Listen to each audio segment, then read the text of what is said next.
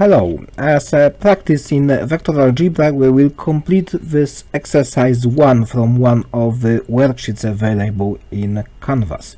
So we have here 6 sets of 2 vectors, 6 pairs of vectors, and 10 simple questions about each of these pairs. We will concentrate on the first row.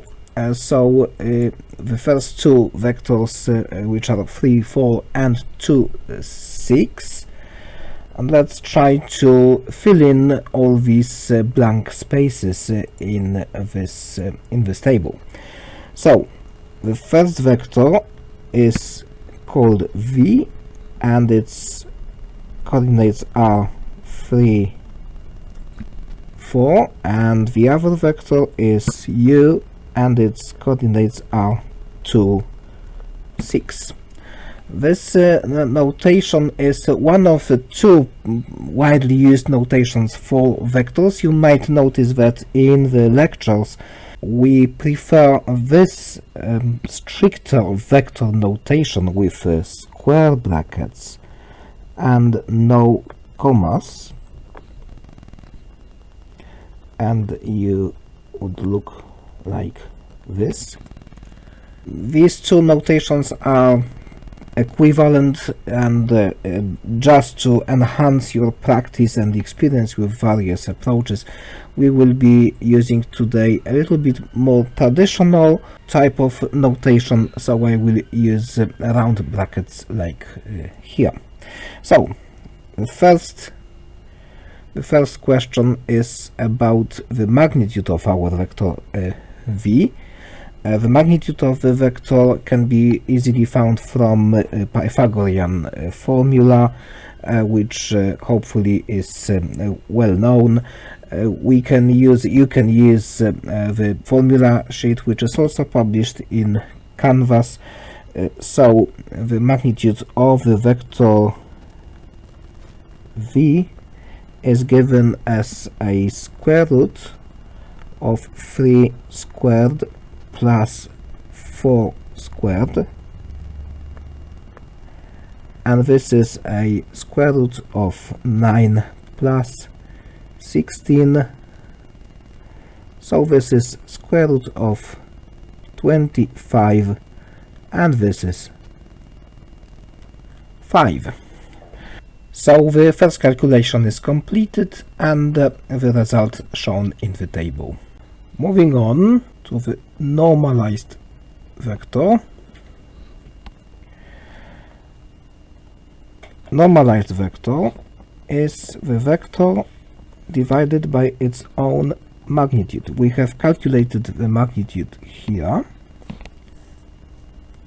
So this is the vector 3, 4 divided by 5, and this is equal to 3 over 5, comma 4 over 5, or 0.6, comma 0.8. So that's the next item calculated. Now the time is to find 5 times u. 5 times u, it's a multiplication of a vector by a number, and it is reasonably simple mathematical operation because it's just multiplying 5 by both coordinates of this vector. This time this is the u vector, so it's 5 times 2, 6, and this result is 10, 30. Another point done. Moving on to the inverse vector minus u. So minus u equals minus coordinates of the vector u. It's similar to multiplication by a number, but in this case the number is -1. Done.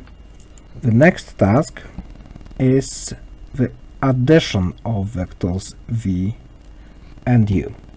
So v plus u equals 3, 4, these are coordinates of the vector v, plus 2, 6. Now, addition of two vectors is addition of the x coordinates, so these are 3 plus 2, it's 5, and y coordinates, 4 plus 6 is 10. So that's done. The result is shown here.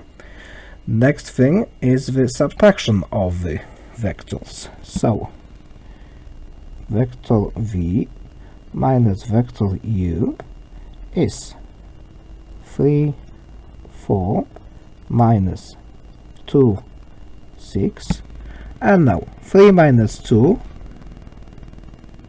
it's 1, 4 minus 6, it's negative 2. So another operation done, and the result 1, negative 2 shown in the table. The next operation is the dot product, so v dot u. Okay, v dot u equals 3, 4 dot 2, 6 equals. To calculate this dot product, I will use a method that I call dot in columns, by analogy to addition in columns. So I will write down both sets of coordinates of two vectors into columns. So vector v, 3, 4, and vector u, 2, 6. Here I will put a small dot to know what we are doing,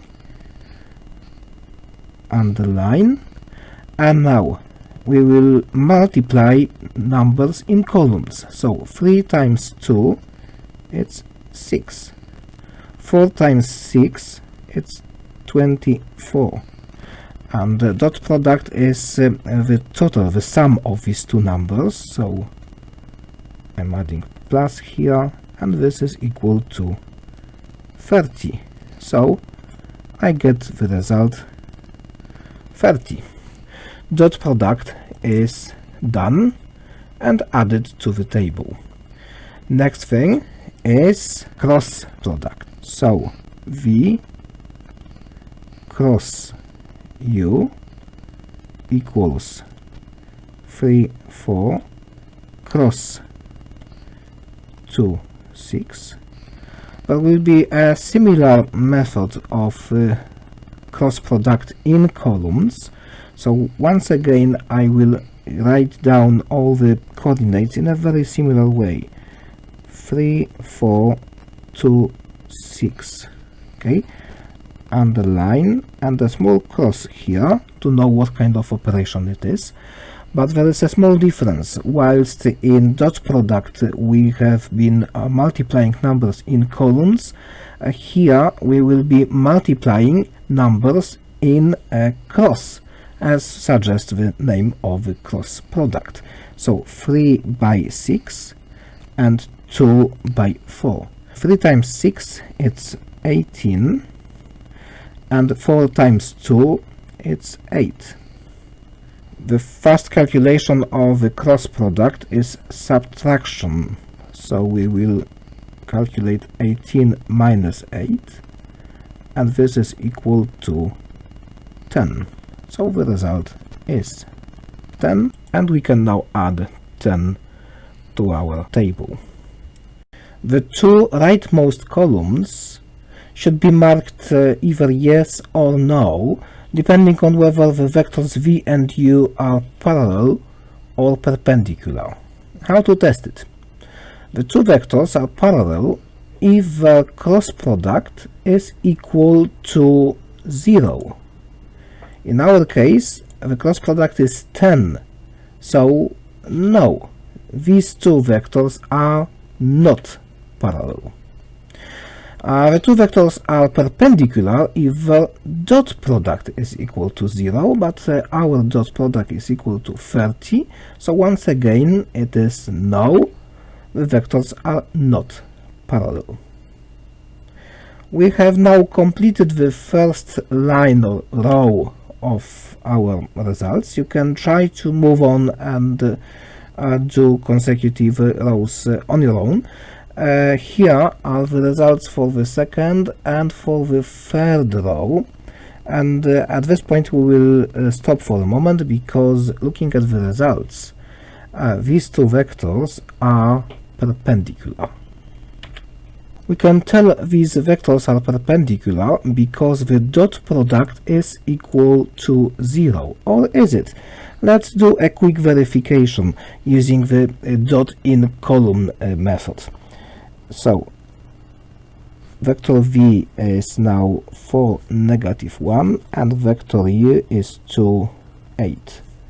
Dot product 4 times 2 is 8, and -1 times 8 is -8. Dot product is an addition, so we have 8 plus minus 8, plus and minus give a minus, so it's 8 minus 8. The result is indeed a 0. So the dot product is indeed a 0, and the vectors must be perpendicular. Now, if we take the first of these vectors, vector v, 4, -1, then by swapping these two coordinates x and y, and additionally changing the sign of one of them, so from 4 we will make -4, we get a vector which is perpendicular to this one. So 4 and -1 and -1 -4 are perpendicular. We can also change the sign of the x coordinate, so -1 will be moved from the y position to the x position and will be no more a negative number, so it's 1, and 4 is just swapped without the change of the sign. 1, 4 is also a perpendicular vector to this one, to 4 -1. And now we can scale this vector up by multiplying both coordinates by the same number, for example getting 2, 8. 2, 8 will be parallel to 1, 4, therefore it will be perpendicular to our original v vector, and as you can see, this vector 2, 8 is the same vector as this vector here, 2, 8, therefore these vectors 4, -1 and 2, 8 are indeed the perpendicular vectors.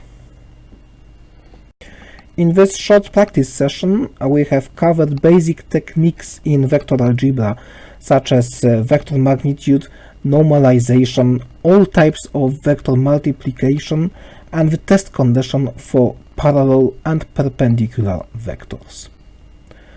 Watch more practical sessions to learn even more advanced techniques in vector algebra. But for now, I thank you very much for watching, and goodbye.